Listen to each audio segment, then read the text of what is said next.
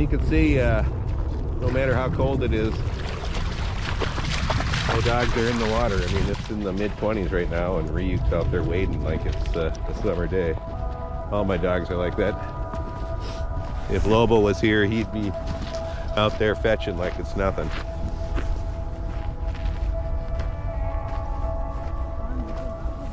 Yeah, that's okay with me. Right?